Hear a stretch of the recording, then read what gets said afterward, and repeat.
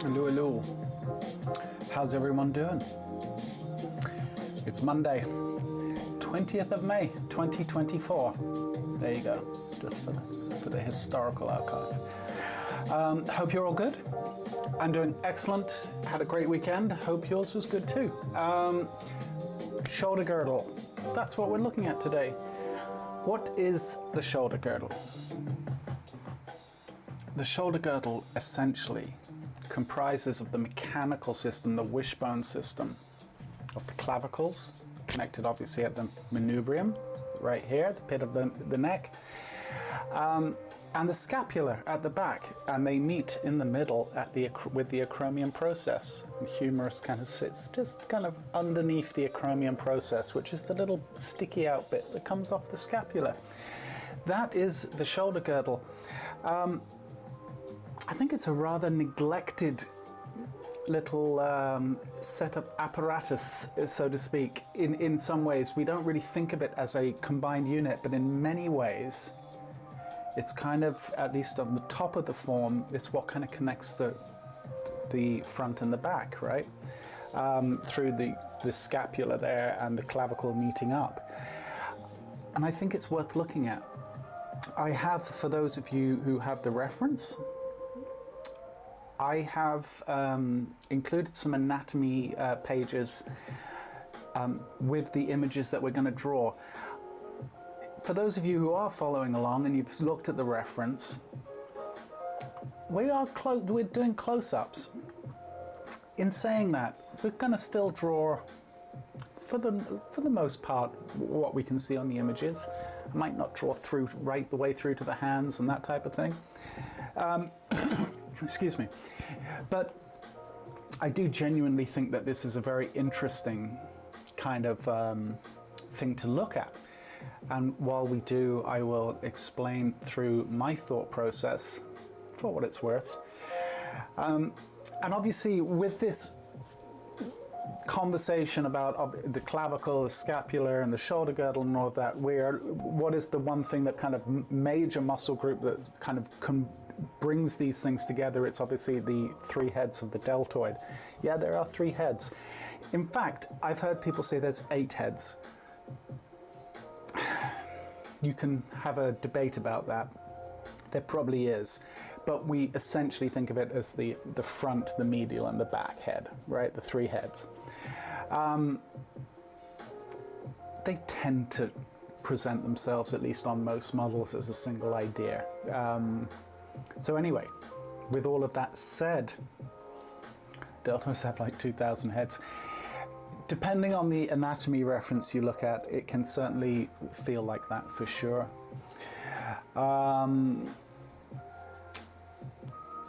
Yeah, so good topic. I fake my way after the collarbones. I think a lot of people do. You are in good company. They are grouped into 3 Hydra Omega heads. Is that what they're called? You see, Lulu, you're teaching me. You're teaching me now, which is always good. I like to learn. Let's have a look at the. I'd say let's just get cracking. We'll start drawing the first image, and I'm sure as we go, there will be things to discuss.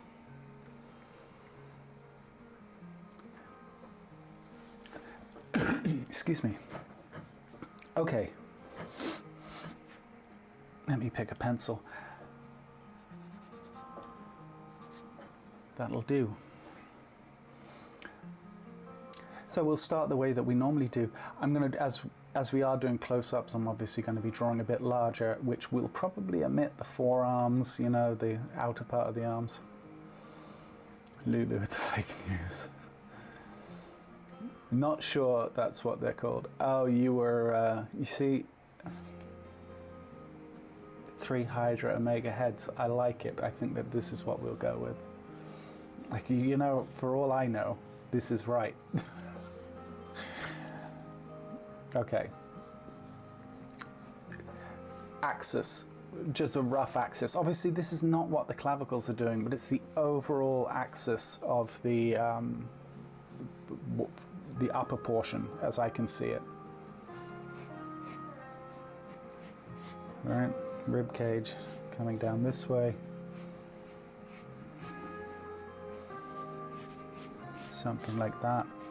So we're really starting the way that we usually do.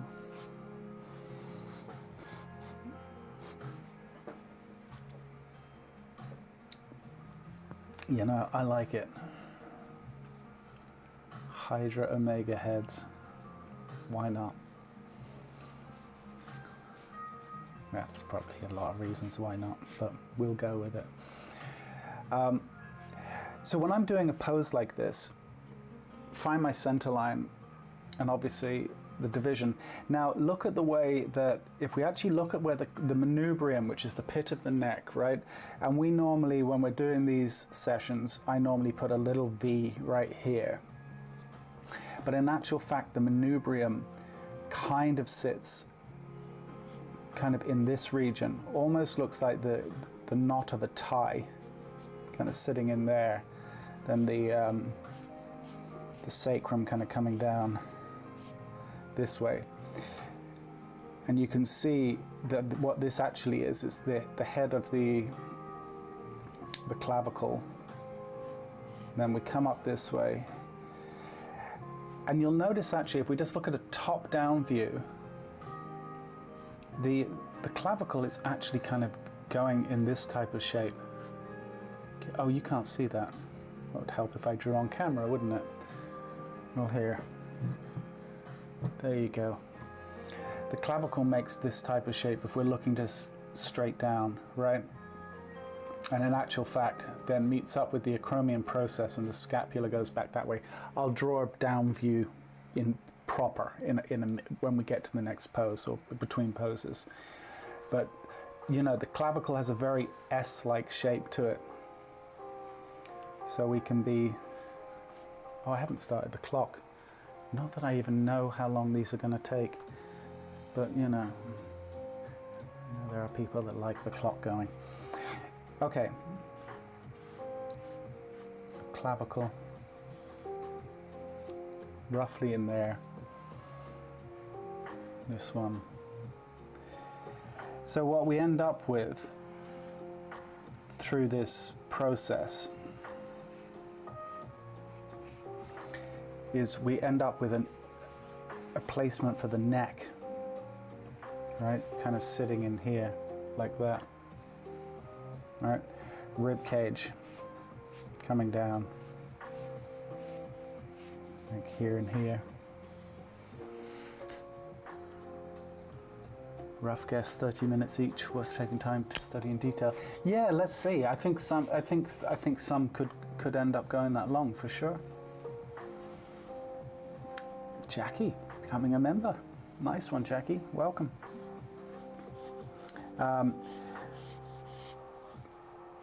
So the arch of the rib cage is going to be sitting. There's a little thing here called the xiphoid process, a little pointy bit.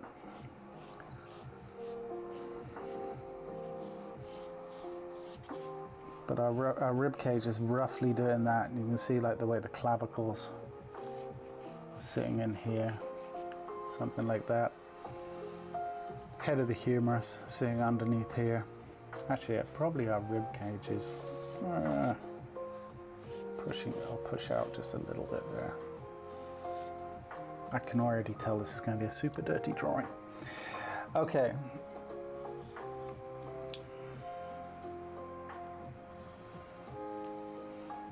Is this our warm-up exercise today? Neuristics asks. Not so much a warm-up exercise, just kind of getting into it. And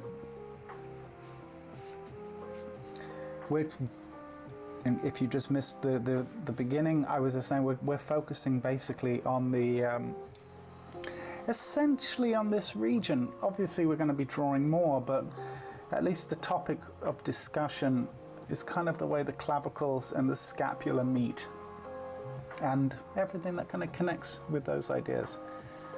So head of the humerus, this arm's coming down this way, something like that.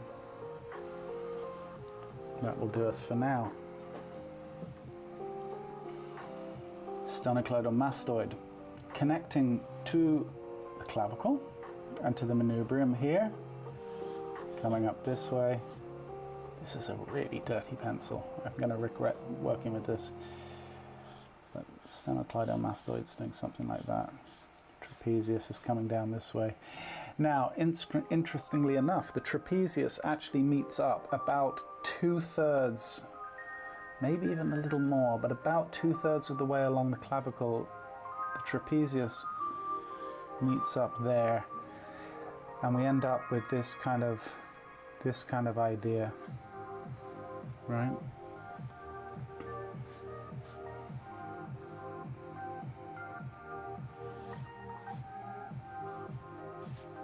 Trapezius coming down this way,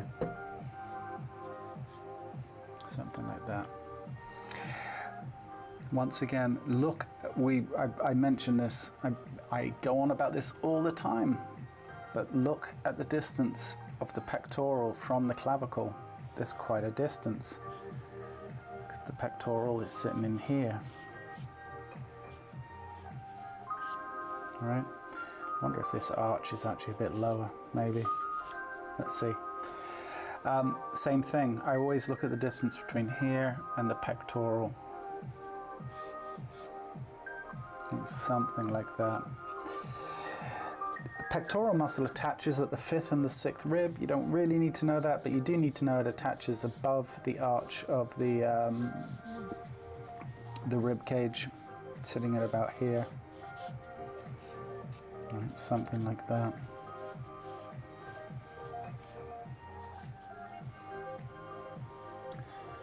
So this arm is kind of slightly coming towards us. And the deltoid also attaches on this side about 2/3 of the way along as well to the clavicle, kind of coming in this direction, something like that. So yeah, 2/3. And the deltoid sitting in here.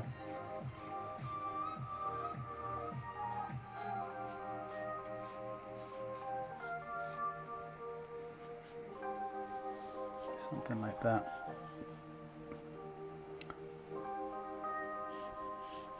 Latissimus coming up, attaching to the humerus.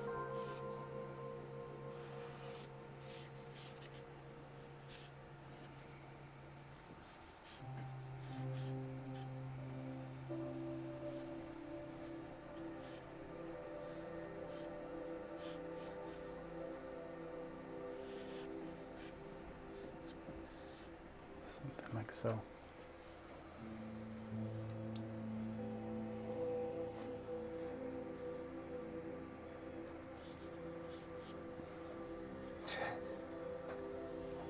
look at the way that in this region, once again, I like to draw that triangle sitting in here. What it's really representing is the thinning out of the pectoral muscle in this region. Look at the way we can see the ribs. Essentially, you can see the ribs kind of reveal themselves where this triangle is.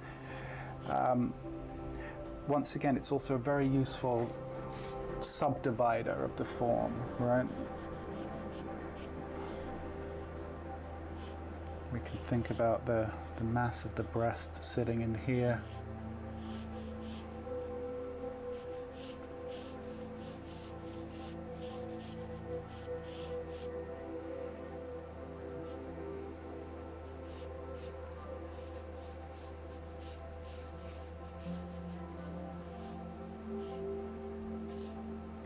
Something like that.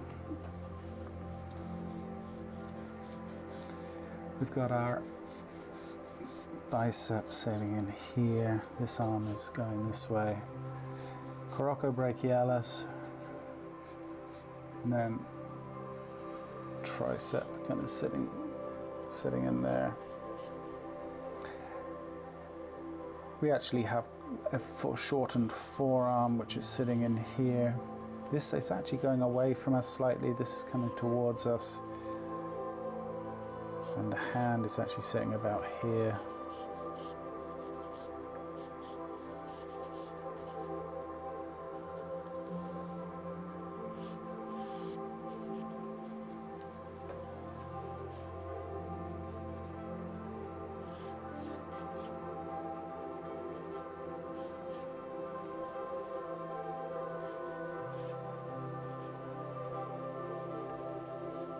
Same thing on this side.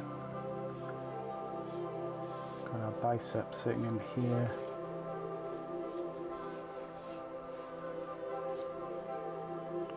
Coracobrachialis, and then the tricep. I really do like to think about the tricep. Look at the way the tricep, I really do love that analogy of it kind of sits like a hammock, right? Get the weight of it there.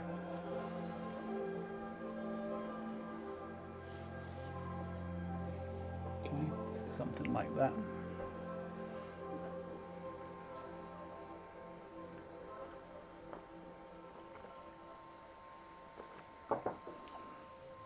For how exposed the clavicle is, its entire length has random muscle attachments to it. You bring up a very good point. Well, Lulu, I'm guessing when you say has random muscle attachments to it, they're obviously not so random. As I'm sure you know. Okay, so if our deltoid attaches here, right, to the clavicle, can you see that little triangle sitting right there? That is the pectoral muscle that attaches at this point here and comes across, right, and it attaches down to the humerus. So there's, from where the deltoid attaches here and where the pectoral muscle attaches here, there's this little triangular gap. That's why you get that little pocket of shadow there, right? And then the pectoral muscle attaches across here, right? And then it's stretching across. So the point being is when you're drawing the clavicle, and I see this happen a lot, is people just reveal its entire length, but in actual fact, pay close attention to where you can actually notice the way that in this region here, you can see the clavicle really clearly. It kind of softens out in this area here. That's precisely because of this pectoral attachment along here, and then also the sternocleidomastoid, which has two attachment points. It's attaching from here, and then it's also attaching from the pit, and there's kind of like this little kind of subdivide here. If we could draw it like this, you'd see this type of thing going on, right? So once again, where we've got the sternocleidomastoid here and the pectoral here, the clavicle is really, its presentation is really quite subtle in this region. Then as we move up here, it becomes very evident here, because right here, you know, we've got the trapezius here, But this section in here, the clavicle is really evident because there's nothing really attaching to it, right? So in this region here and here, the clavicle is very evident, then it softens out. So that's what I want us to try and get from this session today, is to see that the clavicle, even though it's a single idea, it's a single bone, or a set of two bones, where it reveals itself and where the transition softens out, I think is really important. So I'm hoping we can get to see some of that today.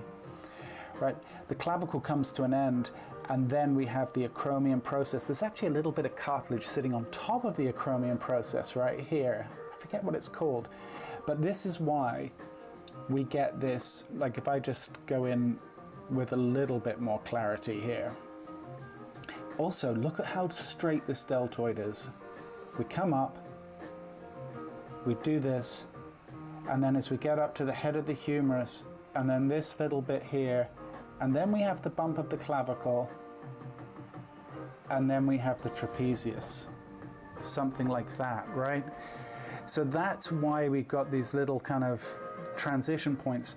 But look at the way the deltoid, it's not rounded out. And this comes back to this thing I keep banging on about, which is the amount of straights there are in the form. And I know, Lulu, you're a big fan of curves. But look at this.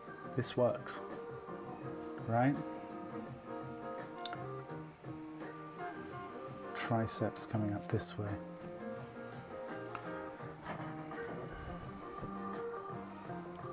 Okay, we can really see that pectoral muscle kind of reveal itself right about here.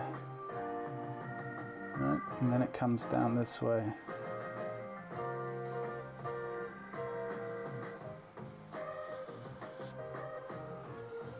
Something like that.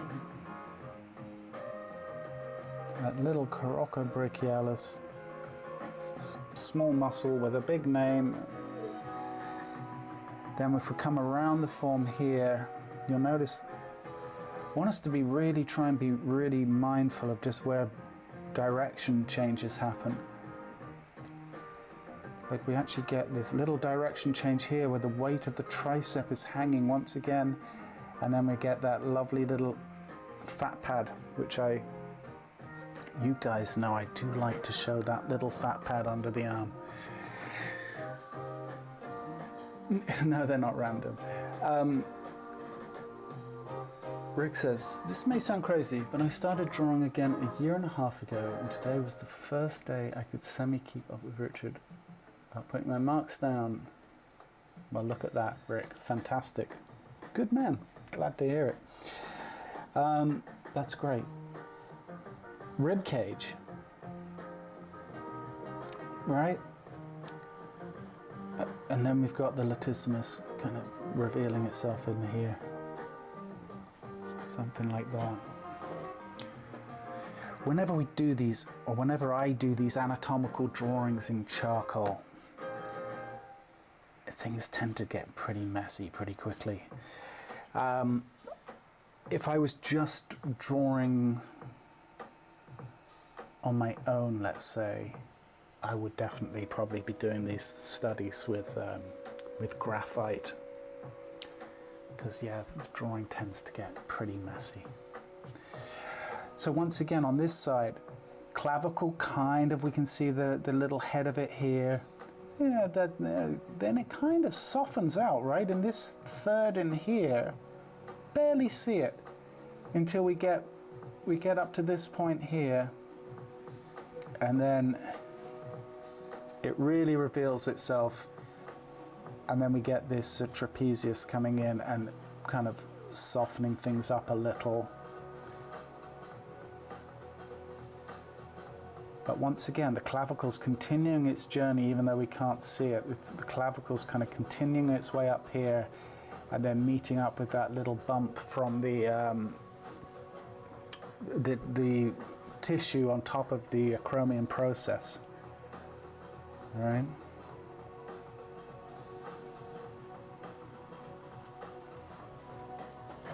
Something like that.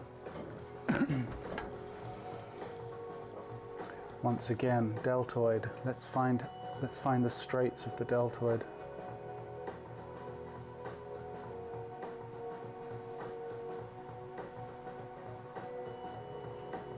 Something like that. Then we can meet up with the bicep.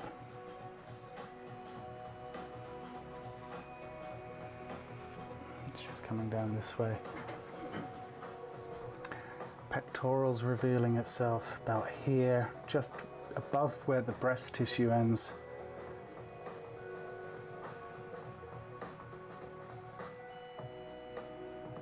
And it's coming up this way and actually continuing its journey around there.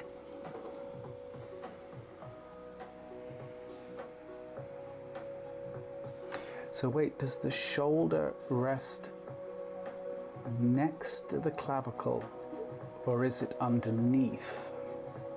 Now when you say shoulder, that's a very loose term for a very large group of things going on, right? Shoulder could mean this whole general area. Now if we're talking about the deltoid muscles, the shoulder muscles, right, the deltoid is connecting to the clavicle right here, okay? Laristics, it's connecting here and it's coming around this way. It's actually connecting along the acromion process. I'll do a down view in just a second, Laristics, okay? Once I finish this drawing, I'll hit a down view just so we can kind of understand the relationships between these things, all right?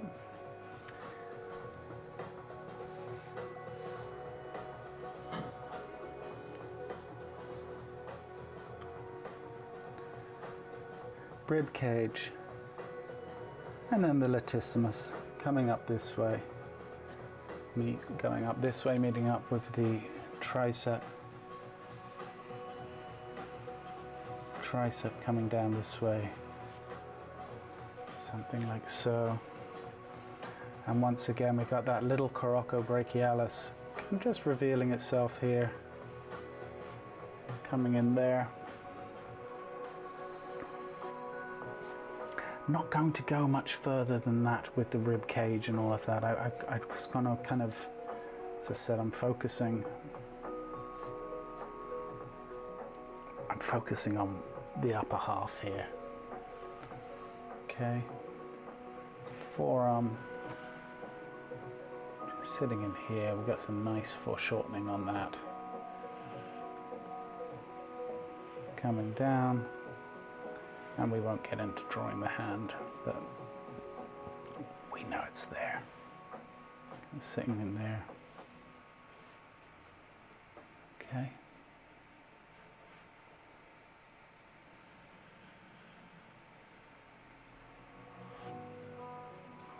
Something like so.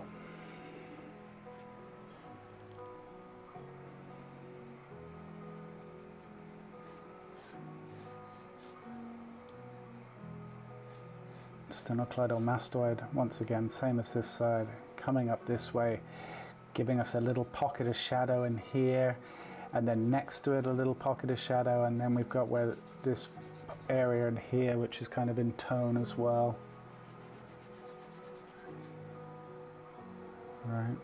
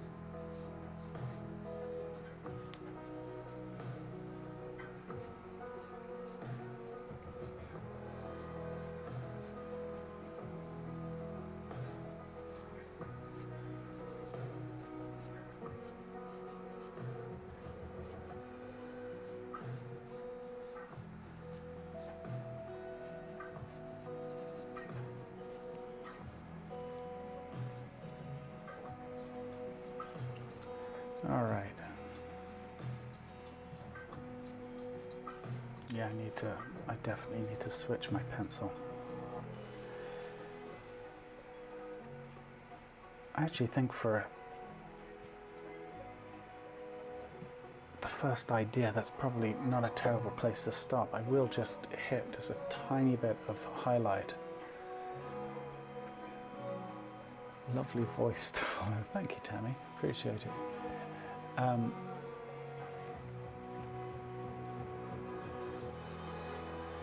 look like a coal miner after a long shift. With graphite, yeah, look, it's a messy business, right? We could just punch here and there, just ever so slightly.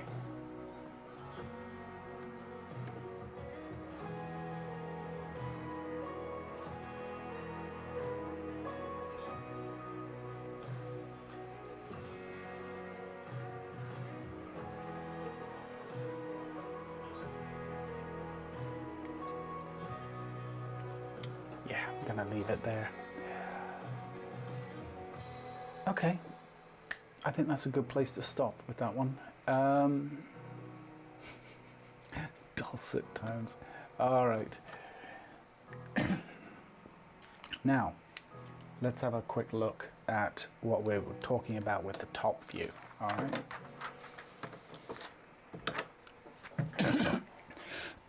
Excuse me.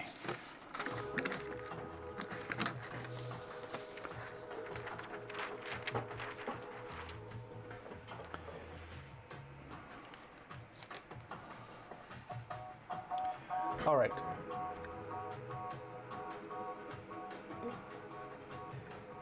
So, let's just have a look from the top. Imagine this is our rib cage. I'm just going to draw a simple box for right now. But rib cage is going to be sitting roughly in this region here. Okay, so we've got what will be ultimately where the neck sits in there, right? And we've got the manubrium, as I was saying. The manubrium is sitting about here, going down in this direction, right? Head of the clavicle is sitting here, and we have that S-like shape for the clavicle, right? And I would encourage you to look at a anatomy book, or anatomy reference of some type, just so you can see what these things look like in real life, because the clavicle alone has some beautiful shape ideas to it. The scapula, which is the shoulder blade, we're going to have the ridge of the scapula sitting roughly coming in this region here, and that acromion process kind of sits in this region here. This comes off the scapula, right? If we were looking at the scapula from a down view from the back, it's going to look something as a very simple shape. It's doing something like this, right? But we're looking at it from the down view. Then we have vertebra sitting in here, and then obviously the same thing.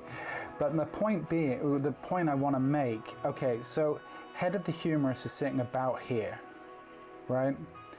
Let's say this arm is just coming forward, something like this. The humerus is sitting something like that.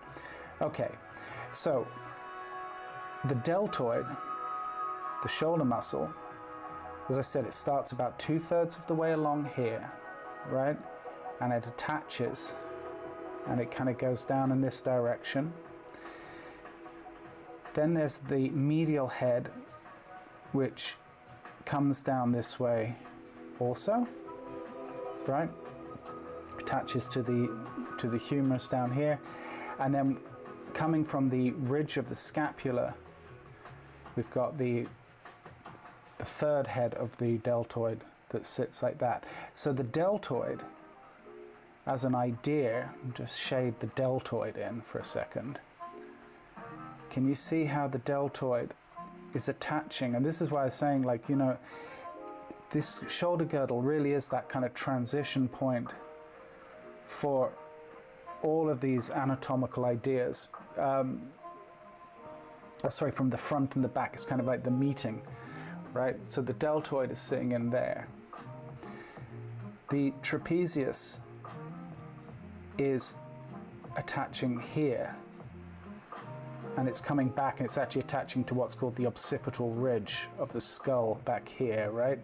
So the deltoid is sitting in this region here, not deltoid, sorry, trapezius. And then the deltoid, so from a back view, just real quick, if we have, let's say we have our back view here, this occipital ridge is up here, right? Head is sitting up here, the skull. The trapezius comes down this way, goes along the ridge of the scapula, and then at about this point, this trapezius kind of comes down this way and makes this V shape on the back, right? Does something like that. The deltoid is attached, once again, head the humerus is here, right? Coming down this way. From the back view, once again, the deltoid is attached to the ridge of this scapula here. That's here. And that's coming down this way, doing something like that, right?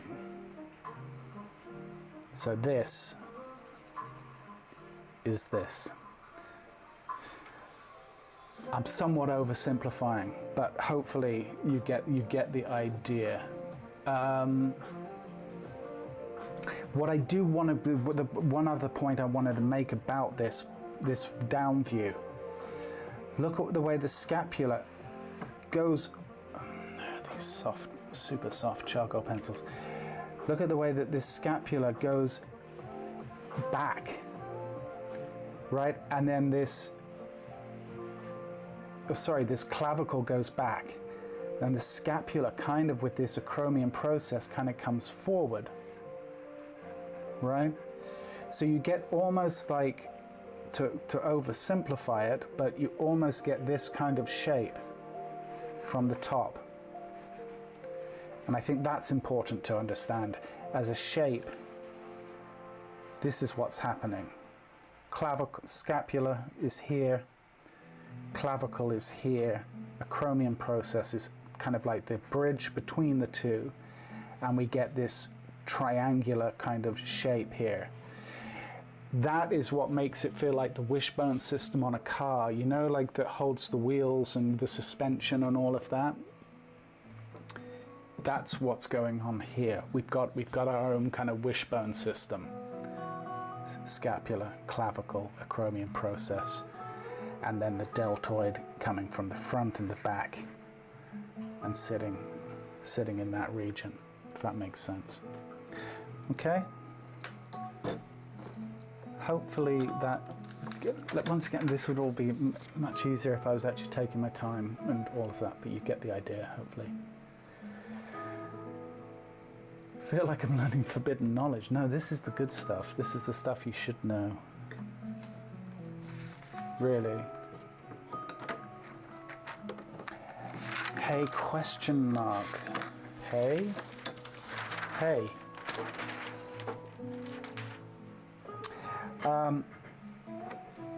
Okay. I just lose my pencil. Okay, sorry. Now, okay, let's move on.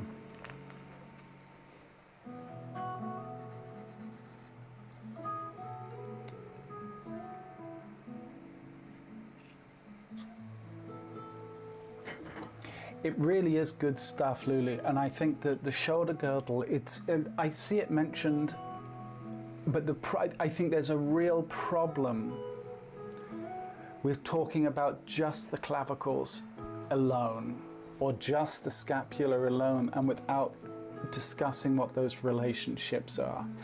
And I know I've mentioned this 100 times on the stream, but for those who are new to things, when you do this, right, and you feel that little divot right there, that's the acromion process, right? That little bump that you feel, that little dip that you feel right there. Because obviously the deltoid is attached there, and so when you do when you lift your arm up, the deltoid is almost kind of compressing and bunching up a little bit there, and that's why you get that little pit.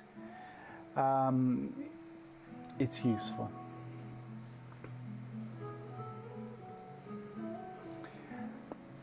Nice to see some people from Twitch. Excellent. All right, let's look. So now we've got a back pose. Maybe we can start to we can explore some of these things in a slightly different way. Any anatomy book recommendations? Asks Michael. I was thinking about buying Michel Lurichelli's books. I don't know. No, you know, I don't generally recommend anatomy books anymore, Michael. I've been using what's it called? The anatomy app on my phone for several years now. I actually have it on my iPad too. Essential Anatomy 5. What I like about that over a book is we can rotate. I don't know if I can show it to you guys maybe quickly. I think it's worth some of you seeing this. Okay. I don't know if it's going to, you're going to have to just kind of look close because I can't, well, maybe I can zoom in real quickly. Let's see. Okay. This is the essential anatomy. You're getting camera glare there. Sorry, hold on. Okay. What I like about these apps, let me just go to reset. Oh, it doesn't work. Okay. What I like about these apps is we can turn muscle on and off. Right? We can zoom in, we can rotate, we can even like remove things. So this kind of speaking, you know, to just what we've just been talking about, if I just remove this muscle here for a second. So there we have the ridge of the scapula that I was just talking about. There's the acromion process right there. There's actually that little subcutaneous acromial bursa, it's called. There's that little extra piece of cartilage type material sitting on top there. And then the clavicle sitting here, coming around this way in its like S-like shape. What books won't give you necessarily is they'll give you a front view, a side view, and a back view, right? They'll give you a view like that, and a view like that, and maybe that. But they're not showing you the relationship between them. They're not necessarily going to show you, oh yeah, look at it from the top. Okay, I can see that kind of triangular shape Richard was talking about, right? That, to me, is where the app excels over any book. It also will give you the name of the muscle. It will even pronounce it for you. If you hit the sound button, you can make notes. You could even remove that muscle if you want, right? I want to take that muscle away. Or maybe I want to remove all these muscles. I just want to look at the skeleton. Okay, now I've got just the skeleton, right? And this is made by medical experts, so I know it's going to be kind of correct. I've seen a lot of anatomy books that are just really inconsistent. Let's just put it that way. That's putting it really kindly. Yeah, it's just a reality. So, no, don't turn the skin on, exactly. So yeah, so this is why I use the app over books. I think there is a place for books. I started off on a fantastic anatomy book, which is unfortunately out of print, so there's really no point in me recommending it anymore. But this for me has been, as I said, this app has been by far the most useful anatomy tool that I've used in probably about 7-8 years now, maybe longer. Yeah, really useful, jackpot, really useful. Okay, next pose. Oof, this music's a little bit rough, isn't it? All right. In fact, not loving this playlist. Anyway, it is better than books, in my opinion.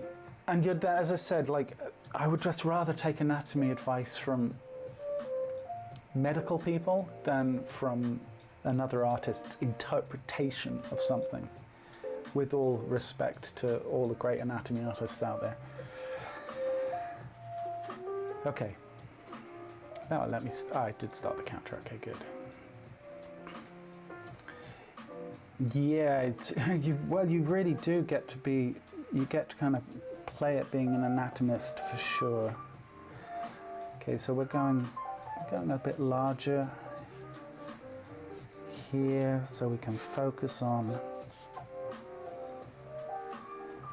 So this is a back view for those of you who don't have the reference.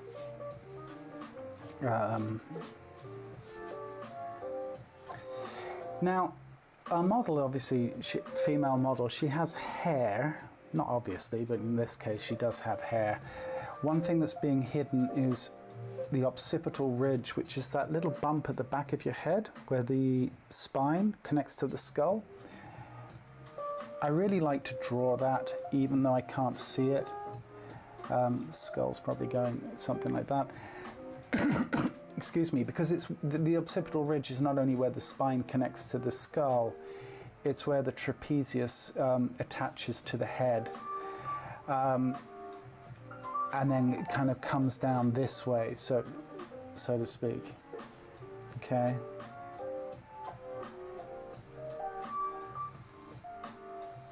Something like that. Anyway, let's find our rib cage.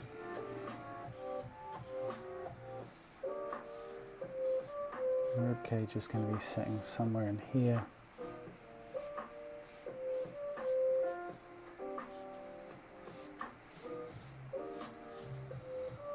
And our model has her arms up. Scapula, we can see them quite clearly, and we can see that acromion process really, really clearly. Yeah, Essential Anatomy 5, Heather. So, the scapula, we tend to shorthand its shape. We'll just make it somewhat triangular here. Coming up this way. And then we can see that acromion process kind of sitting just in there. Right? We know that the head of the humerus is going to be sitting here. This arm is going off in this direction.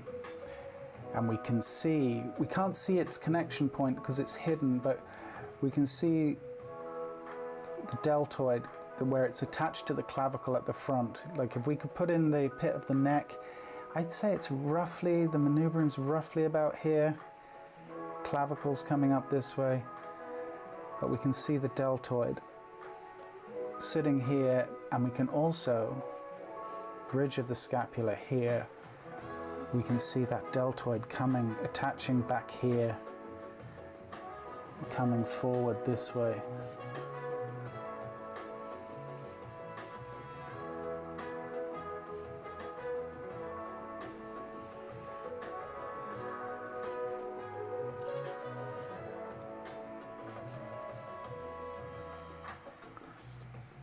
We've got the latissimus.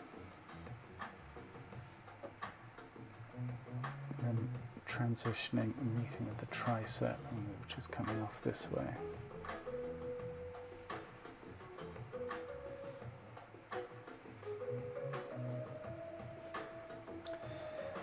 The scapula on this side, this arm is going up quite a bit more, and kind of coming up in this direction. Acromion process.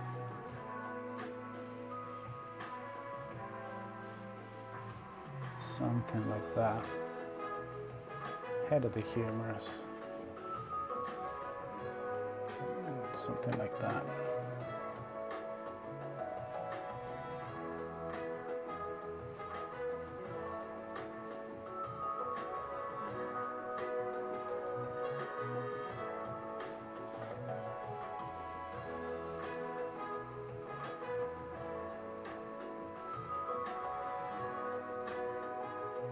You can see the deltoid kind of bending around here, right? Kind of sitting in here.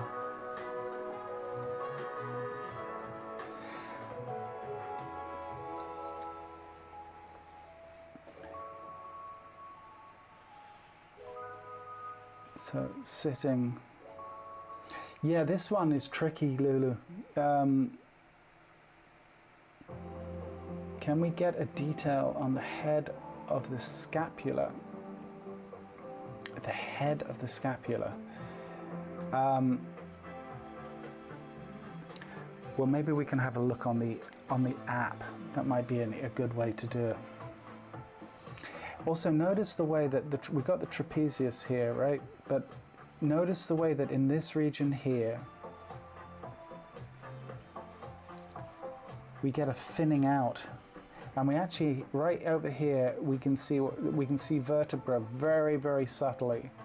But this is normally where we can see what's called C7 and T1, cervical 7 coming off the neck into thoracic 1, which is the first rib of the rib cage. Right? Kind of just see it in this region here.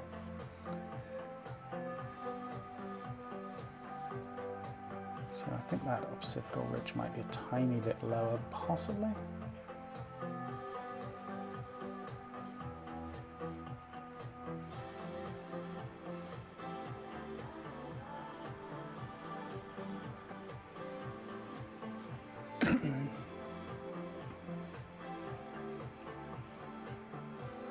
We've got 4 muscles on attached to the scapula, infraspinatus, supraspinatus, teres minor and teres major.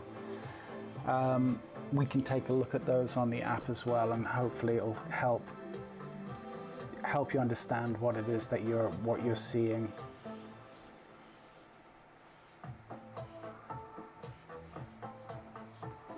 All right, trapezius then.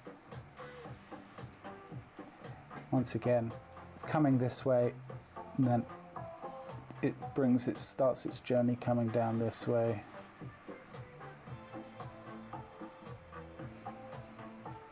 And we can get a hint of the trapezius sitting in here. We just get, we've had some models where it's been very clear, other models where it's less clear.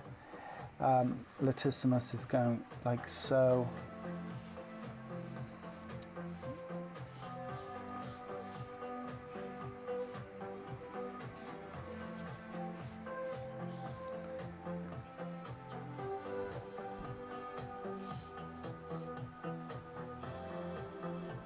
And then our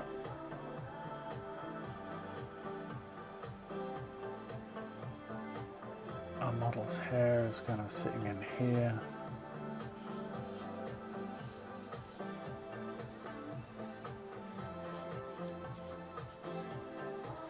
She's got a very, very short kind of cut going on there.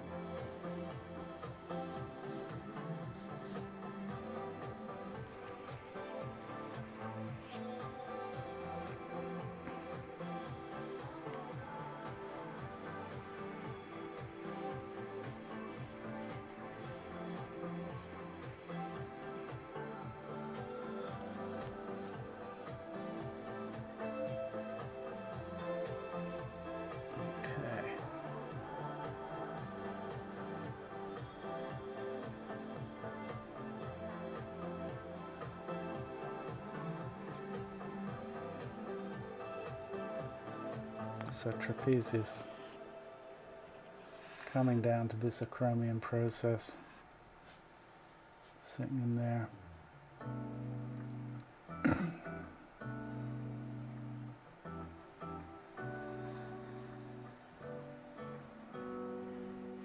deltoid coming down, sitting in there.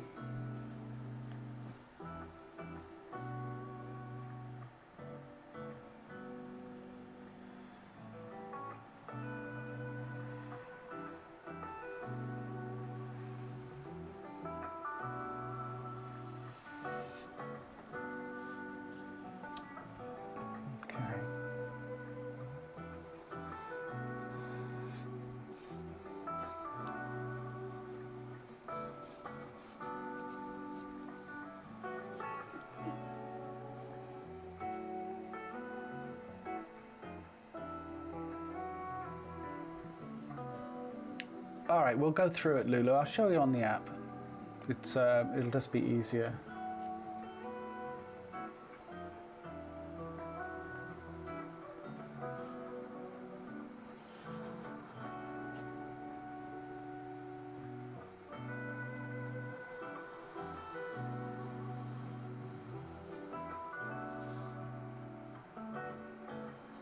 Bicep. And this way.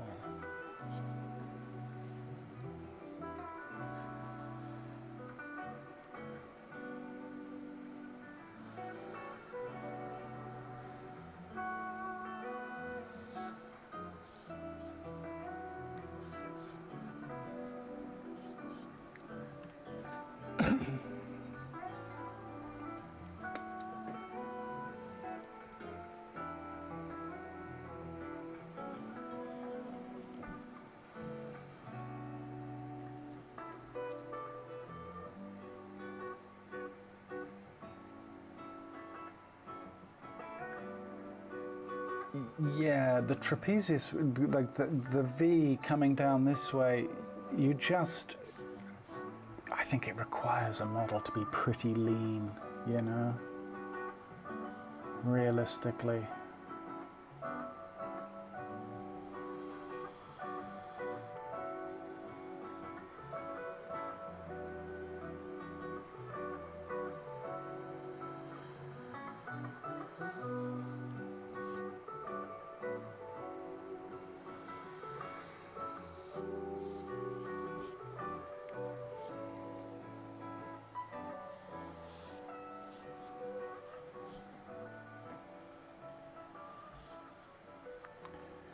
And we actually, not that we're getting into it, but we have compression here from obviously from her lower torso.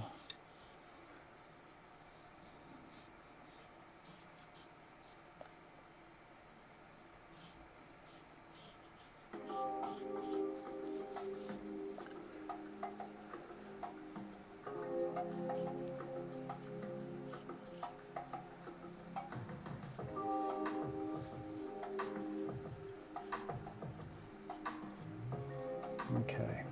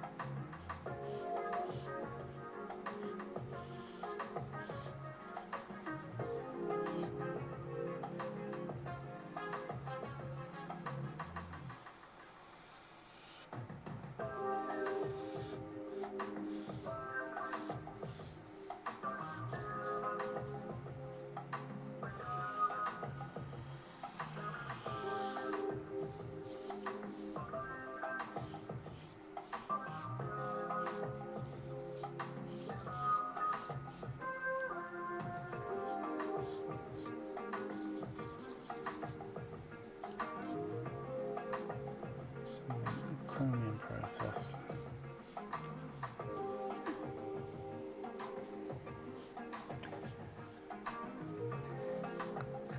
It's really quite a tricky lighting pass on this, which I'm not sure we want to get into.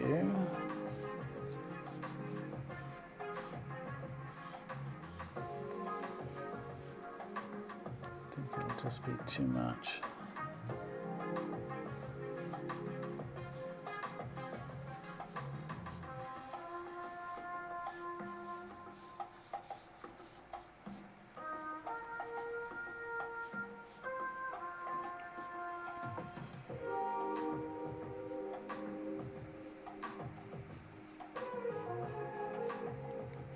I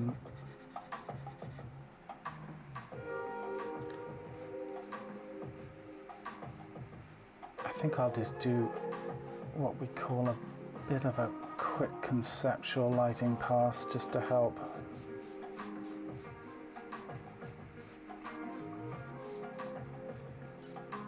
Bring a bit of, hopefully bring a bit of life into it.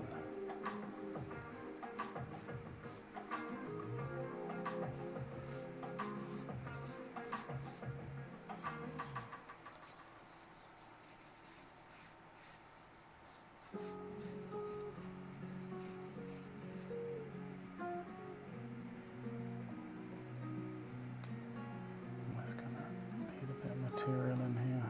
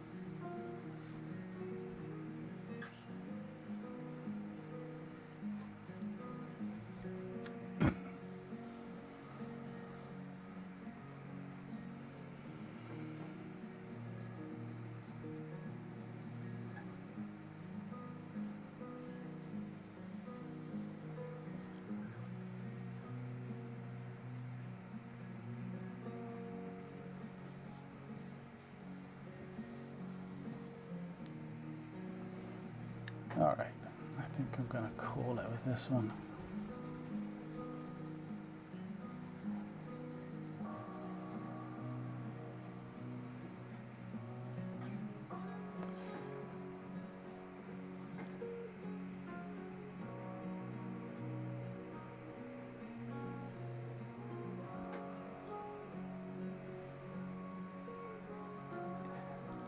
I think as long as you're getting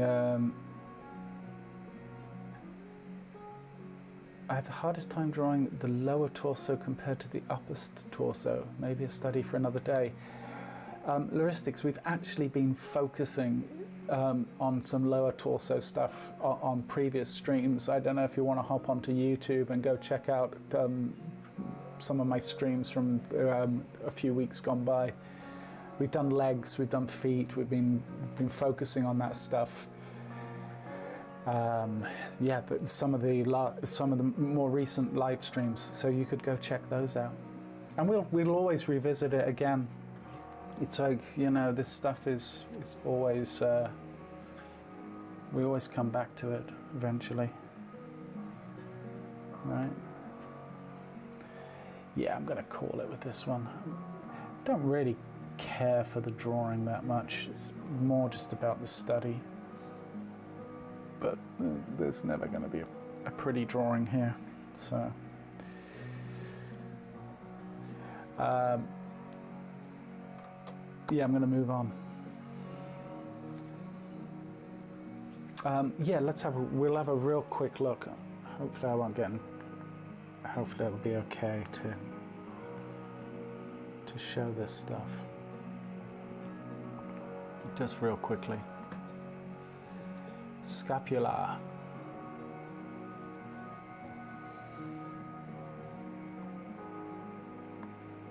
Okay, there's our scapula. This white stuff is just connective tissue. We can actually turn that off if we wanted, but it's useful for us to see it there. Ligaments and connective tissue, that type of thing.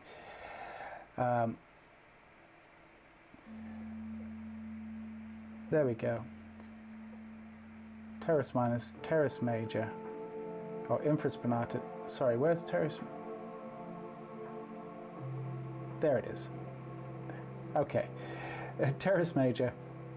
And notice the way that teres major actually connects to the front here, to the front of the humerus right there, right? Teres major.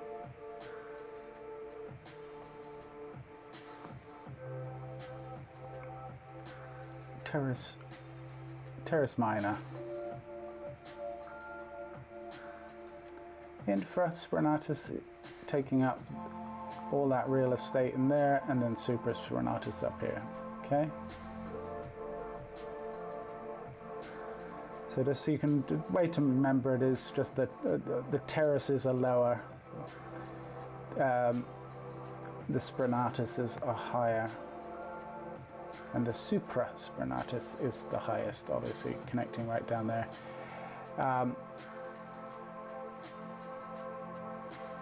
And you can see here the way that all of these things kind of connect with each other. It's really fascinating.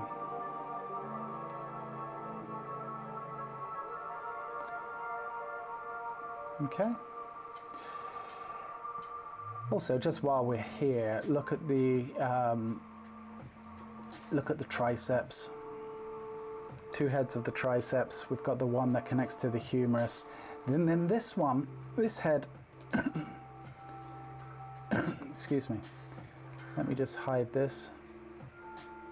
And we'll hide this. See the way that the this head is attached to the scapula, and this head is attached to the humerus, right? Very cool. And then these are the serratus muscles, and we discussed this before, but like, you know, we normally just think about the serratus muscles at the front here, but look at the way they actually attach to this. They actually attach to the scapula.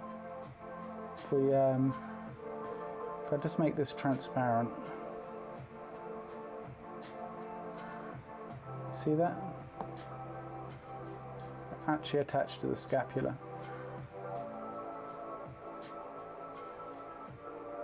Fascinating. Okay.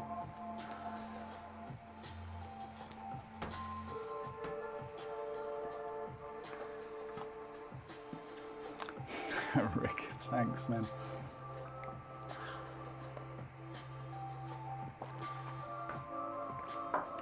Yeah, it's fascinating, right, Lulu? The teres major.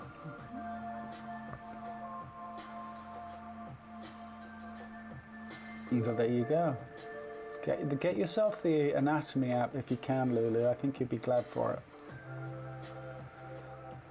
No, there you go. They don't attach to the spine.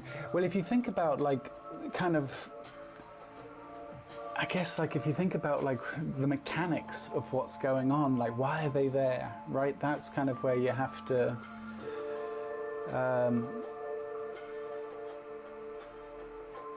YouTube has a blur function. Okay, that's good to know, thanks.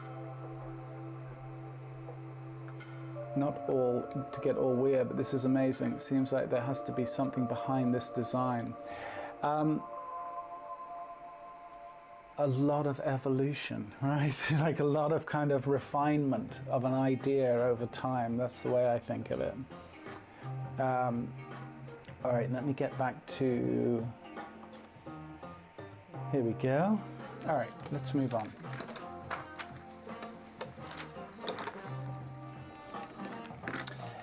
It is amazing, isn't it? How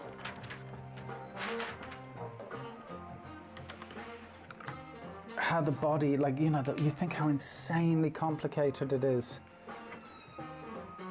And it's a design that's just refined itself over however many, you know, millennia or whatever. Really fascinating.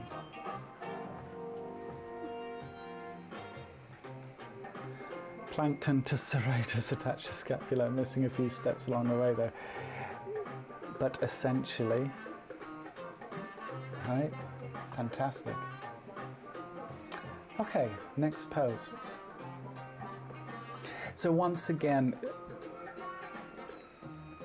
as our investigation continues about the clavicle and the scapula, look at the way the clavicles are dipping in and out of visibility, let's say, depending on the pose and the amount of tension on the muscles that are attached to them, etc. Right, like, so for example, if you look at her right arm, for those of you who have the reference, if you look at her right arm and the way that it's almost coming forward and very relaxed, that pectoral muscle is under no tension. And if anything, you'll probably find that infraspinatus and supraspinatus are under tension there from the scapula. So the pectoral muscle is very, very kind of dipped in, and we get this very prominent scapula, at least till it gets to the shoulder where it kind of disappears, right? Good stuff.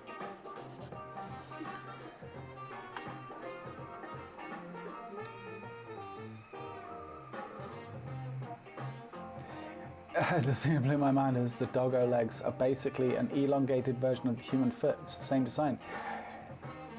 Well, you want your mind blown, check out the anatomy of a horse's leg and see where the toe starts and get back to me. Yeah. Madness.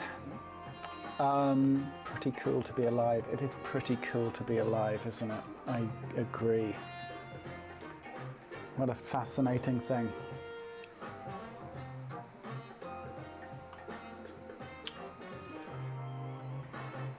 Oh, okay.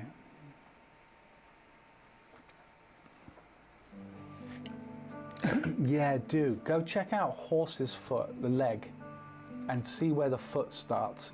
You won't. It'll take a minute for your head to get around it. It's crazy. Okay, so we've got front 3/4 view.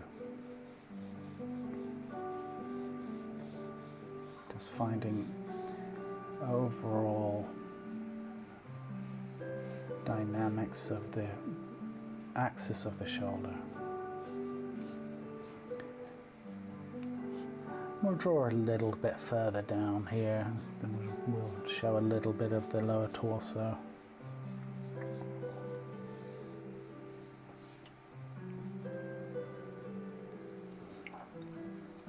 So once again, okay, so my manubrium, I'm going to pop that about here, my center line, because we're a 3/4 view, it's going to be about there. Clavicle's coming up this way, head of the humerus is going to be about there.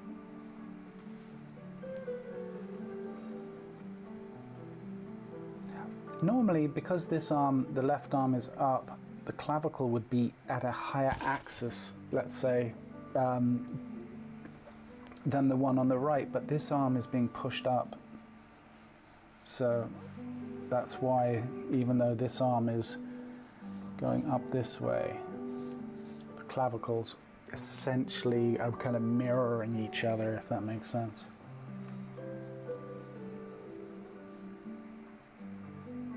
So, sacrum, coming down. Why is this called the sacrum? Apparently in okay, I'm going to get this wrong, but in Latin or Greek, sacrum means knife, and they thought that this looked like a knife blade. Thus, the reason it's called sacrum. Guessing Latin? Arch of the rib cage is going to be sitting somewhere about there.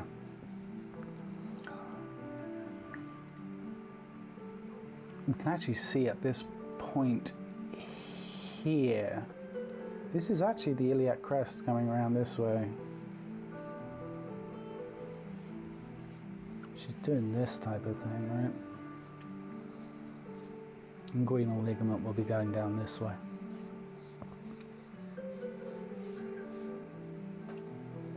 Can very clearly see the sternocleidomastoid on this side of the form kind of coming up this way. It's very under a lot of tension, or enough to at least be exhibiting itself quite an extreme way.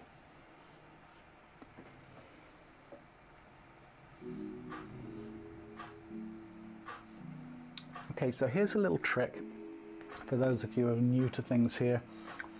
So when we have an arm like this, right, let's say the pectoral muscle it's attached to the humerus, right? It's attached to there. That's why we get this cut here. We have this on this model. Pectoral muscles coming down this way. And if we could see her pectoral here, it'd be sitting in here. What I like to do in situations like this, even though I can't see it all, is I like to draw the entire mass of the deltoid. Just as a very loose idea. Deltoid is sitting roughly in here, right? It just helps to connect the arm and connect the ideas, rather than drawing this as a separate idea and then this as a separate idea. Even though our tricep will continue up this way,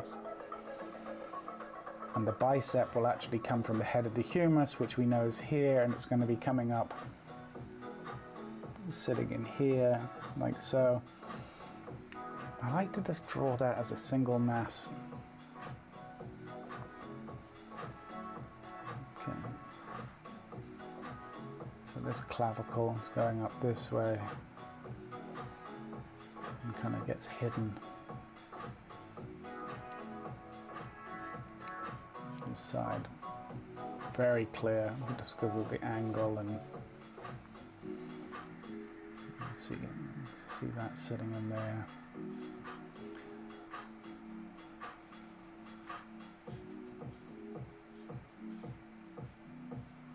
Trapezius is coming down this way. Once again, we've got that real thinning out of the pectoral muscles in here. So we'll represent that, something like that. Roman, if memory serves. But isn't it Latin? Wouldn't that be Latin then? I think it would, Lulu. Someone can chime in here who knows more about this stuff. But didn't the Romans speak Latin? Or did they speak Romanese? All right. We can see the deltoid attaching. One of the reasons why this clavicle kind of disappears here is because of that deltoid muscle that's attached 2/3 of the way along, right? Coming, kind of sitting in here. Now suddenly chat got busy since I said Romanese. Yes, Latin. Thank you, Jäger. Romans spoke Latin. Thank you, Bonjour. Yes, there you go. Got something right. Or Romanese. That's another option if you like to mix up your history.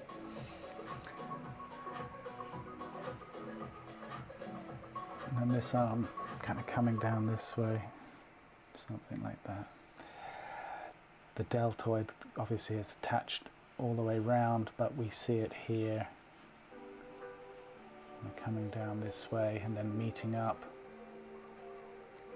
with a very subtle tricep coming in there.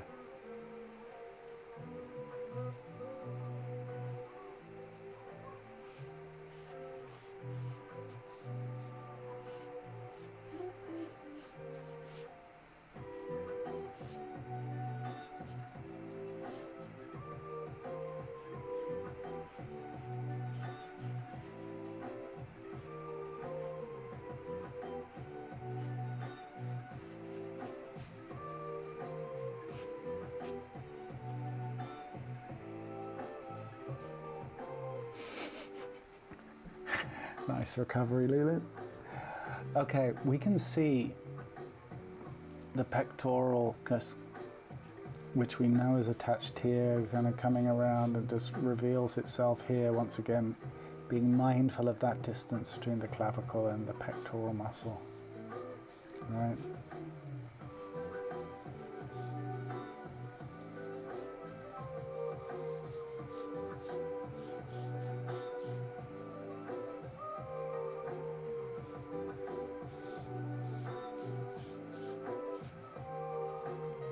You can even see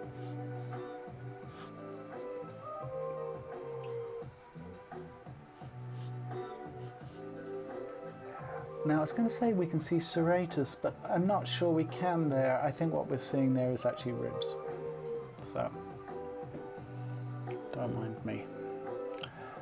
pectoral coming down this way.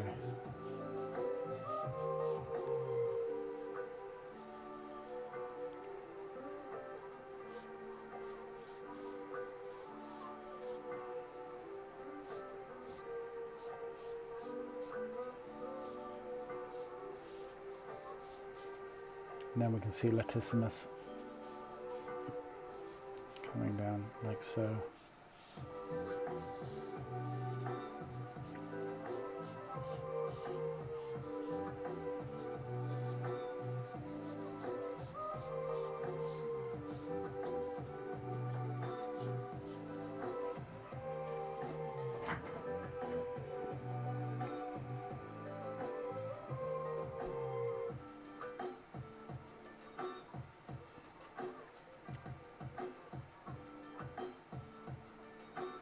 I think that is ribs, Lulu.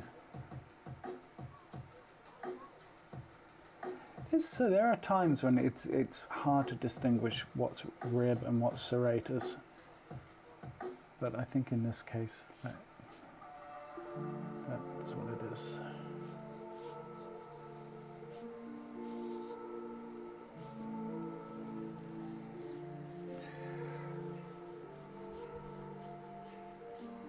So, iliac crest coming across, we know the aces is here. If we could see it, iliac crest would be sitting here, so we know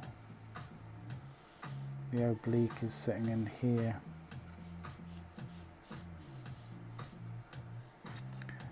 Halfway between the bottom and the rib cage, we've got our navel here.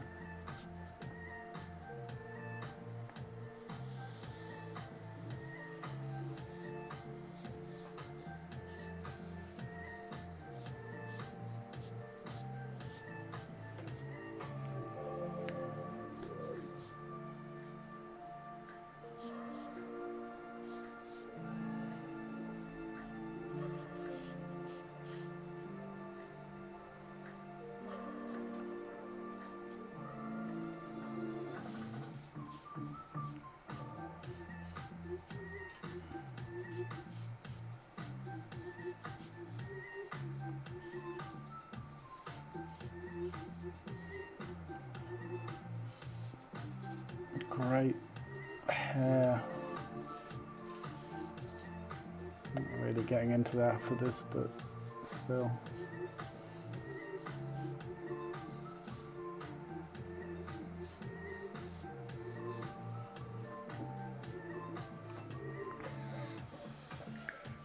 Okay.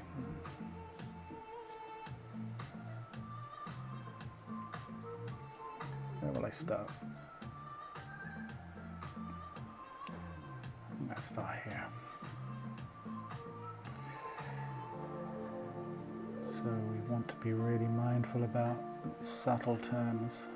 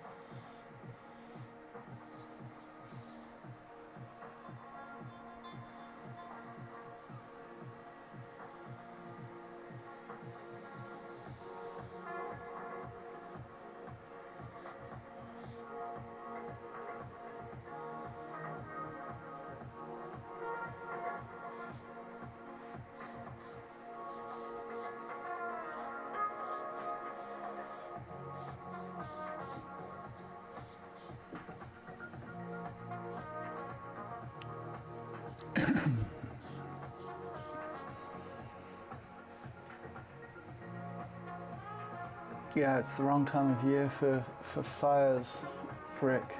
I have the same problem.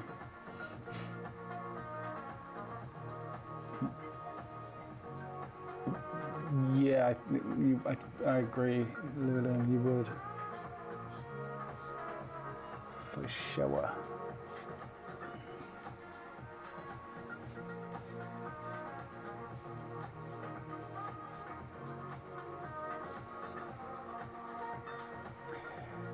Yeah, we've got a lovely pocket of shadow sitting in here.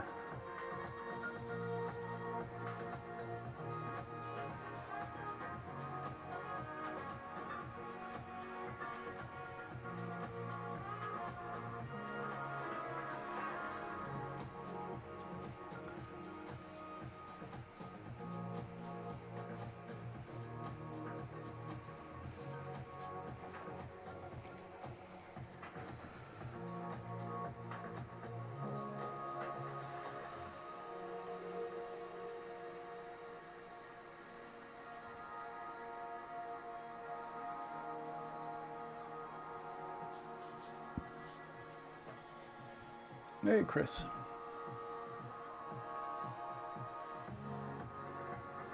Okay.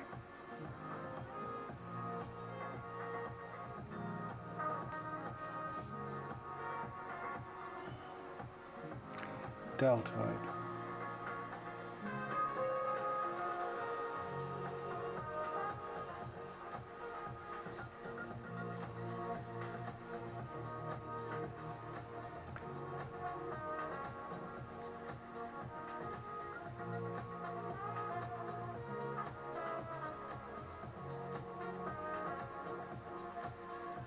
Pectoral. I'm actually pushing this line out just a little bit. I think I was a little conservative with my measurement.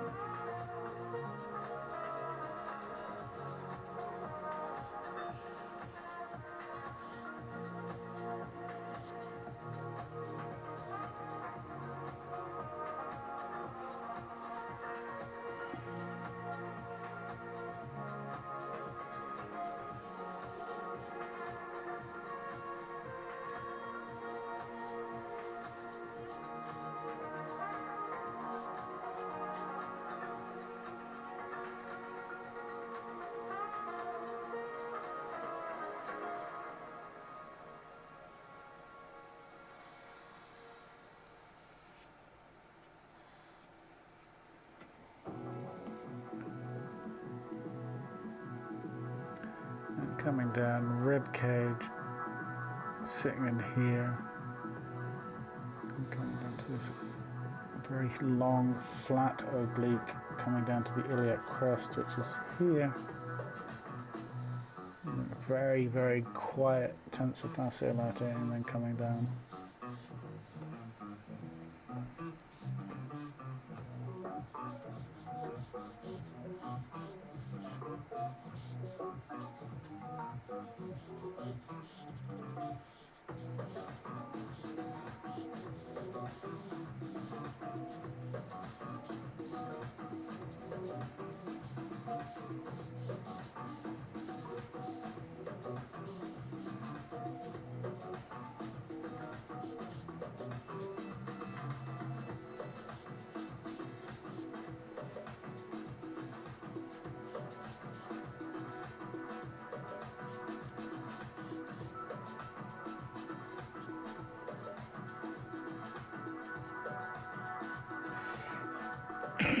Once again, largely going to ignore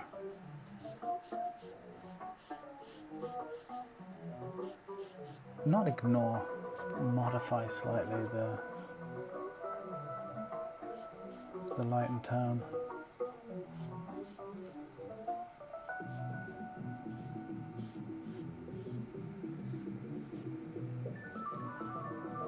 Anyway, I think we're probably going to need to move on. We've only got half an hour left.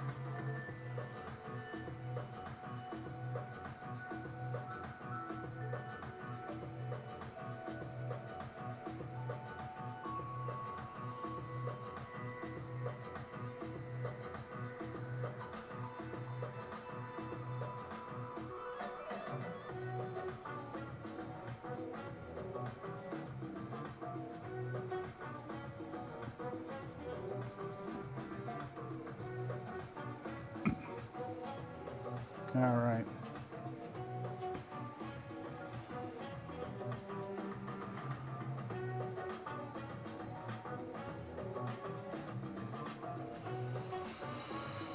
Seems like as good a place as any to call it.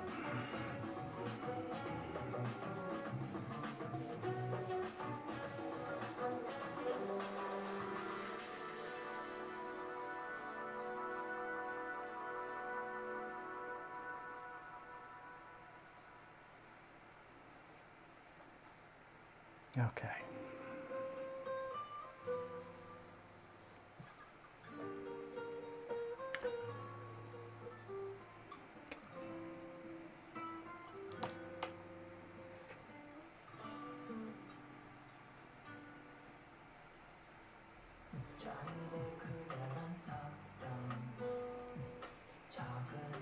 Oh.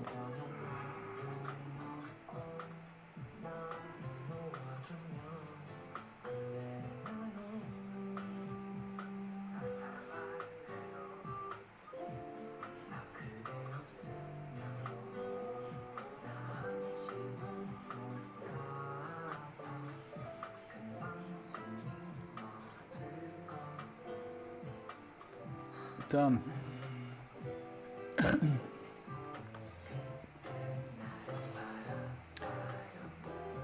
Here's the thing, Lulu.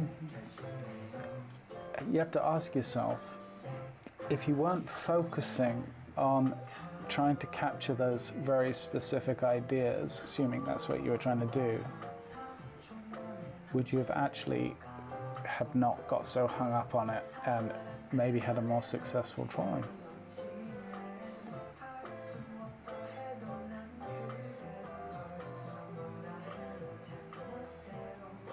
All right.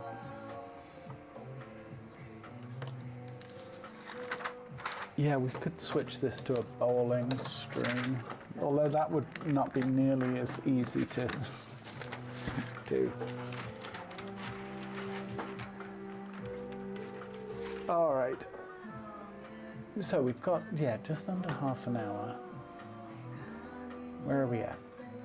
Okay, so now we're coming back to like a 3/4 back view. You see, because normally when we do these poses, we don't slow down enough to say, look at this clavicle in detail, right? And all the minutiae that goes with it. So you kind of just draw along and you draw along.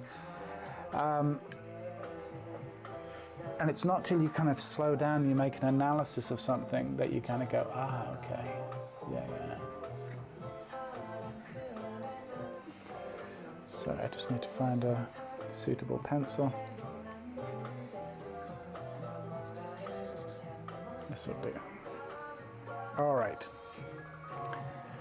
Yeah, how many more poses do we have? 3 more. We should try and get to them all. So we're gonna be speeding up here quite dramatically.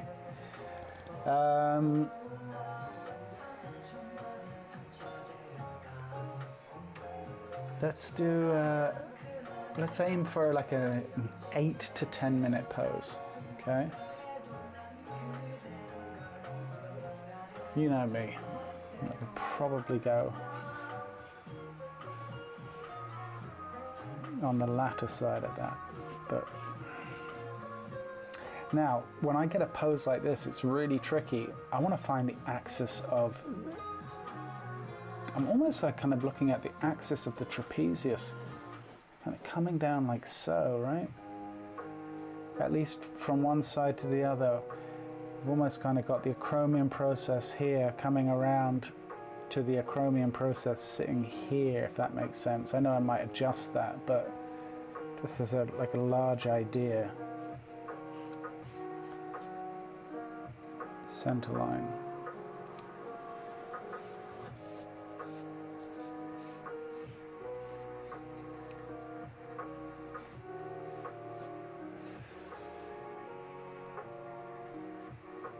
It's now gesture anatomy study. Yeah, exactly. Well, maybe it'll stop us getting, you know, too hung up on the little ideas.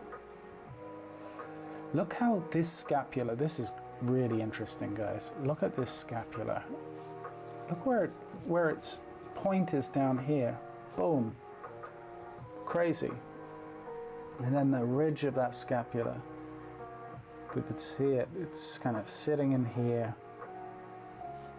And this scapula is really kind of sitting in this quadrant here. Right? This one's sitting very much on the edge of the rib cage, kind of almost sitting up here, right?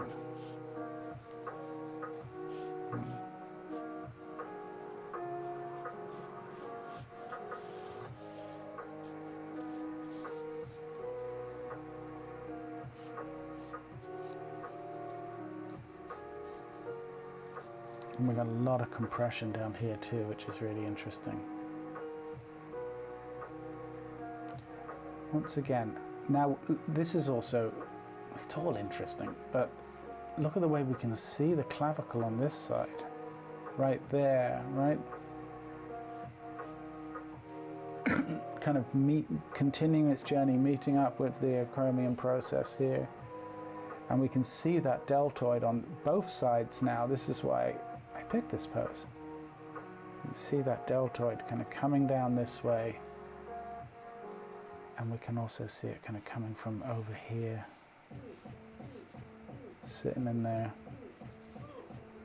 Humerus is coming down this way.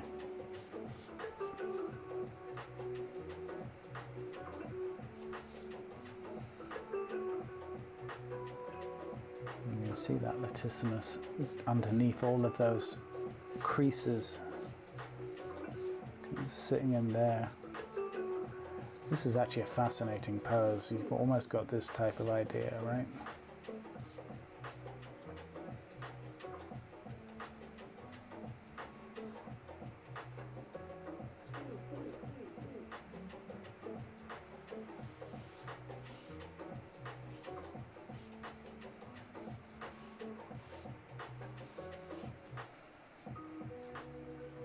Yeah.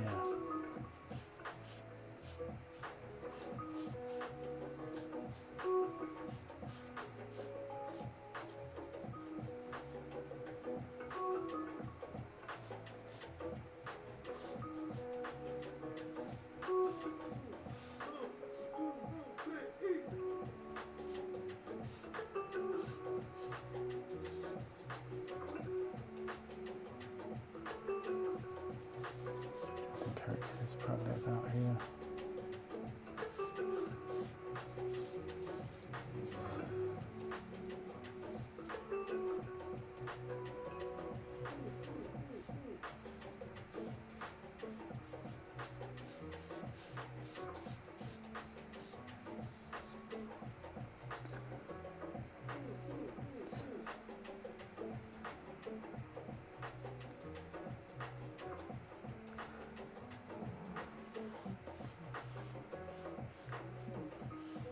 Sitting about here, I think. No, it's more over.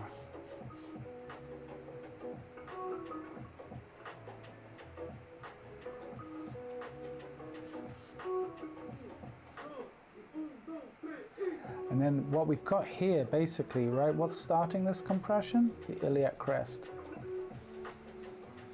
And so pelvis is pushed right up here, iliac crest coming down this way, and we can actually even see a little bump of the sacral dimple about here. Fascinating. I am not doing well on time here. Just too much good stuff to kind of make an analysis of. It's just too interesting. This arm coming forward this way. Anyway, let's try and bring a little bit of clarity to some of these ideas.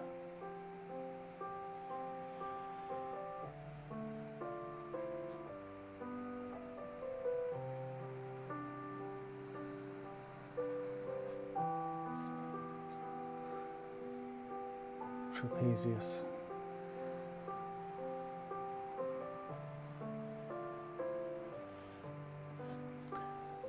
This music's desperate.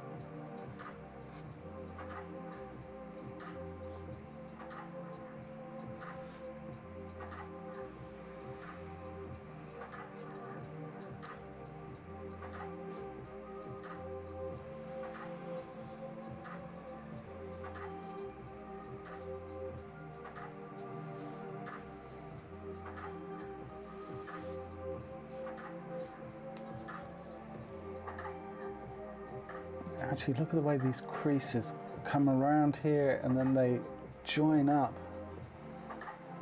with this edge of the scapula. Fascinating.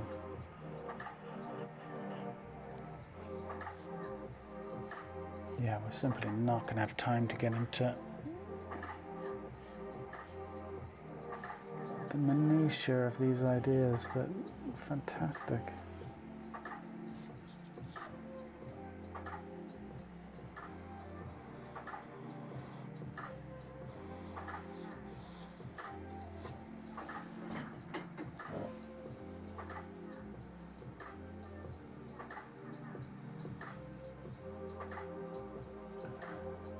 Look at that trapezius. You can see it super, super faintly. Kind of coming up this way. And then coming in. Something like that. Fantastic. Once again, not going to have the time to, you know, make a pretty drawing, but just even those kind of like small observations make it worth it.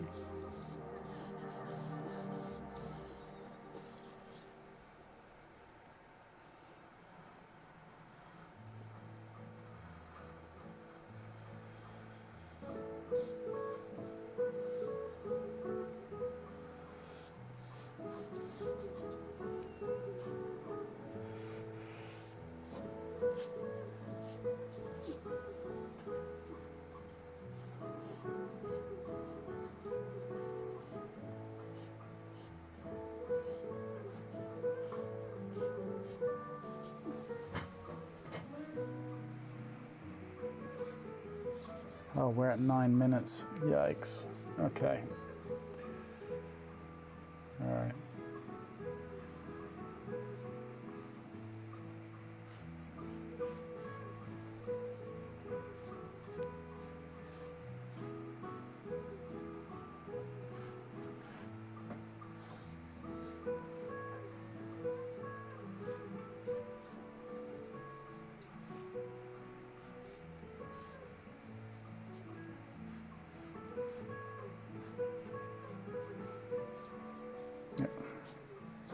Anyway, very, very interesting.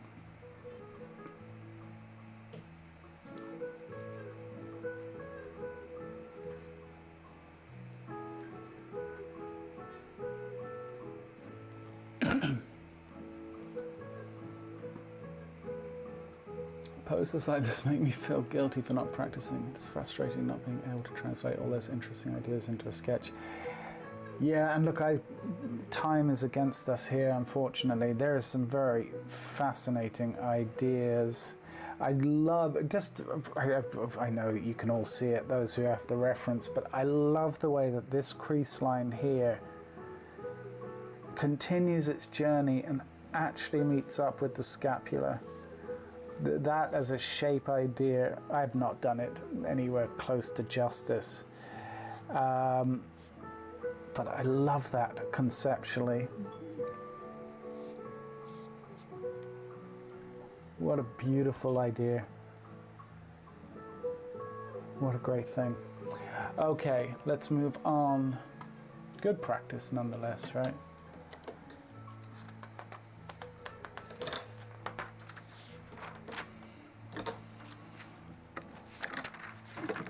who getting paid by the hour? Yeah, really. Because I'm the worst timekeeper in the world. Well, we got 2 poses. We got 15 minutes. Come on, we'll do a 7. We can do it, guys. 7-minute pose. Come on.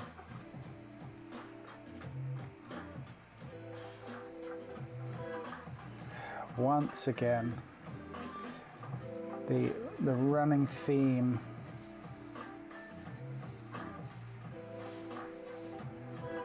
is the clavicle and its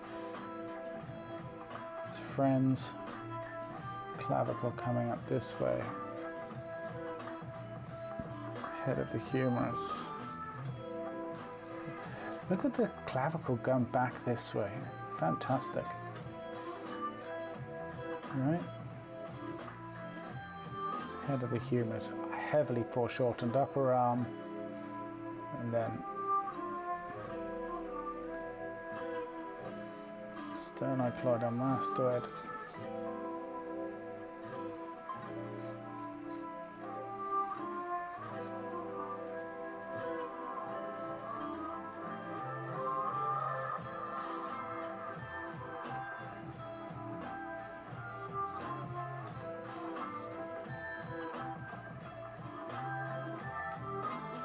And once again, look at the way the deltoid attaches along the clavicle.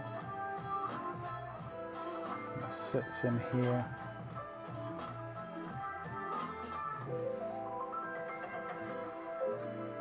So I'm going away from us.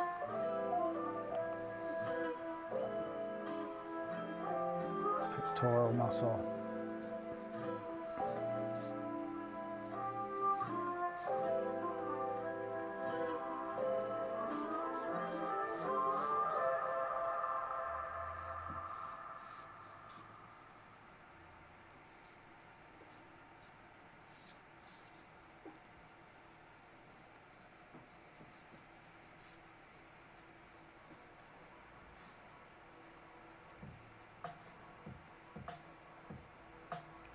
Trapezius bunched up there.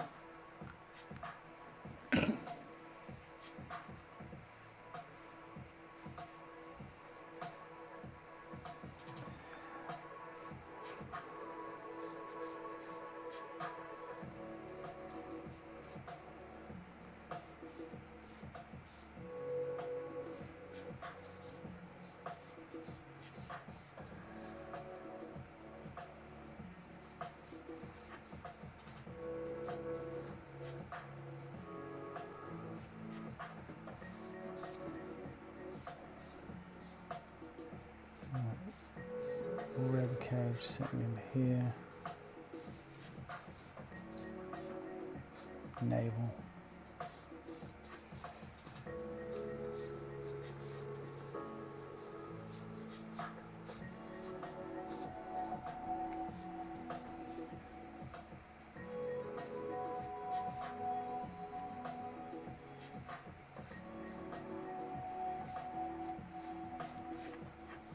Okay.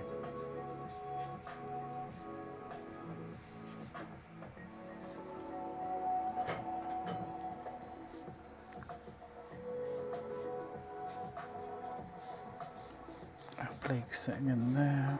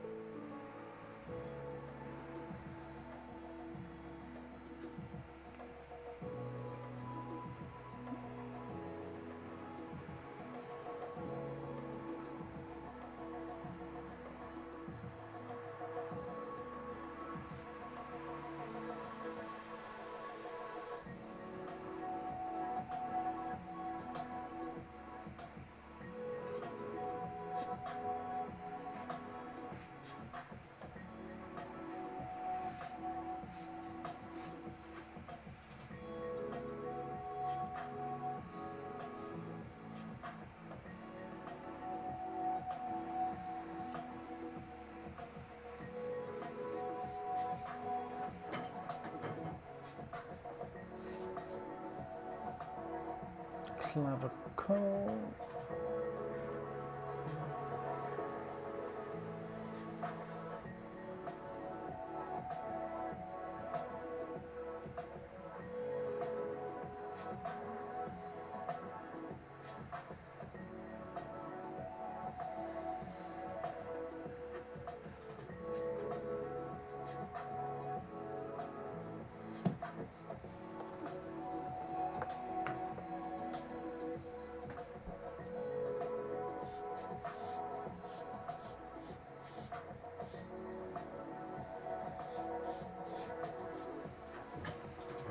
We've got 2 more minutes.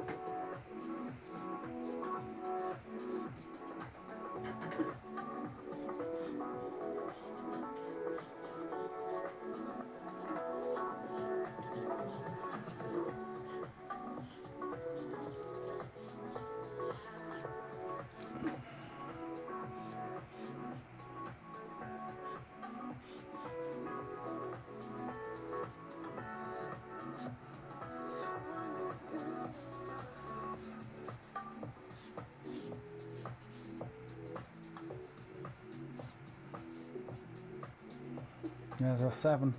Okay.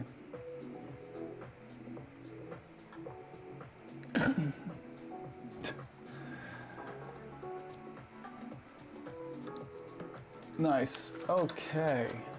We're getting there, guys. Constantius, buenos tardes. You are close to the end, my friend. Last pose. All right, 7 minutes.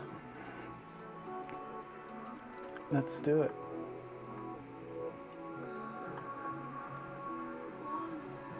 Moscato. Nice. Okay, we can do it, guys. That was weird. Okay. 7 minutes.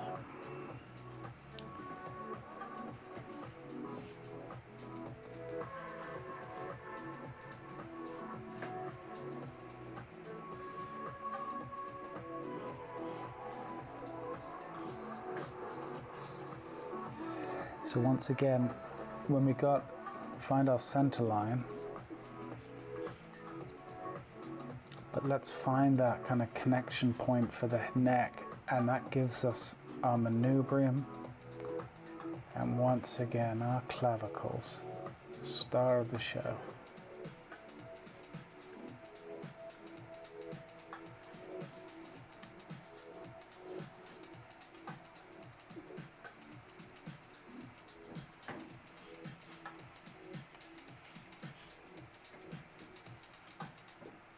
This one going up this way.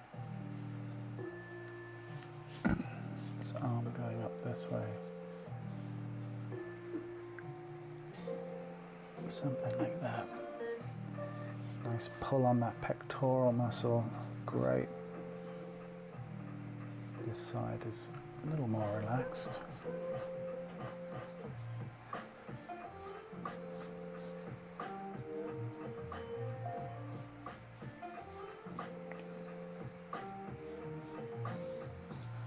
Arch of the rib cage is going to be about here. Navel.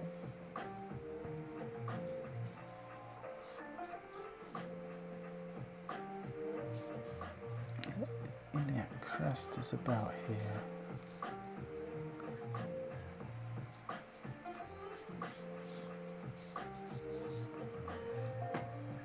Once again, look at the way we've got that little triangle. We've got the deltoid coming from here, right?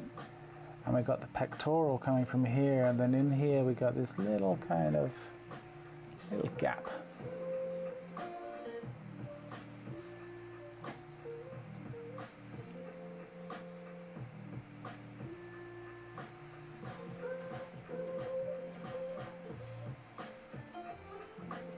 Latissimus.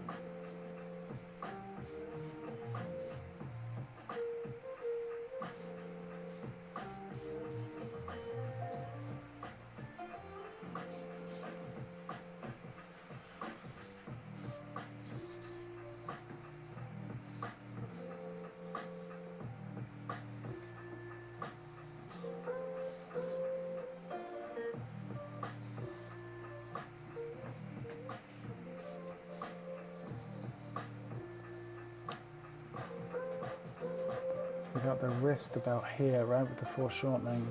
And then this hand is sitting here.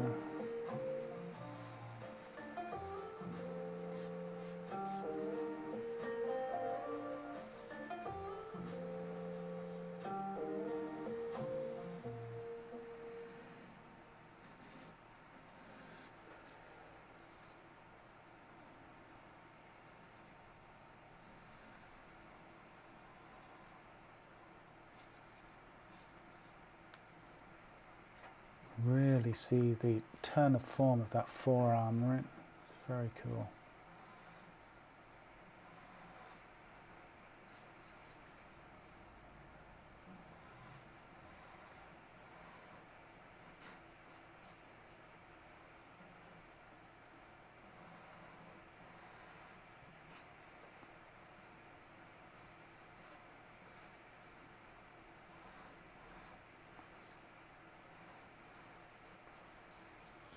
Something like that.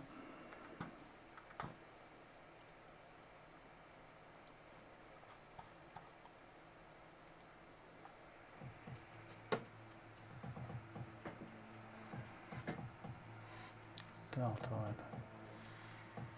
Upper arm. Clavicle. Pectoral.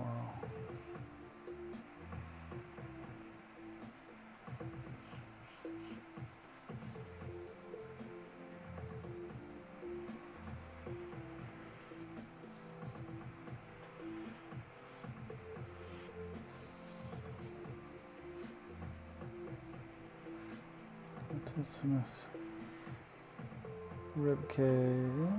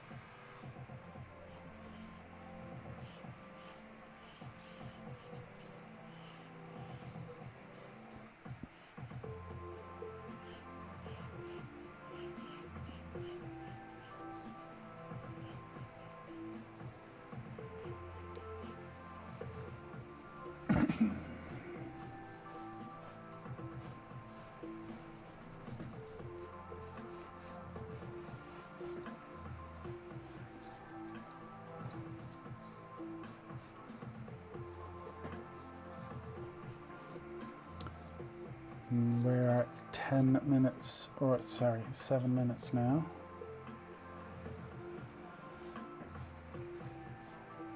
And I think that's probably a pretty good place to stop. All right. Not a great drawing. None of them have been great drawings, if truth be told.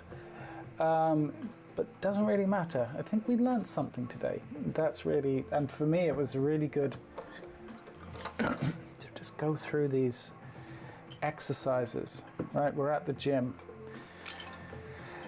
No one's looking at us, hopefully, in our sweaty shorts. But it's good to work out. It's good to work out. Thursday will be business back to usual. What I mean by that is it'll be a regular figure drawing session. Although this has been kind of figure drawing to some degree or another. Yeah, so Thursday, 5 p.m. BST. Do me a favor, hit the like button on your way out the door if you liked it. Thank you, Taylor. Appreciate the compliment.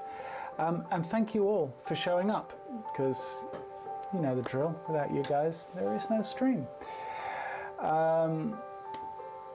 Emido says, I'm following your video recently. Thank you very much. You're very welcome. I'm better with gesture and figure drawing.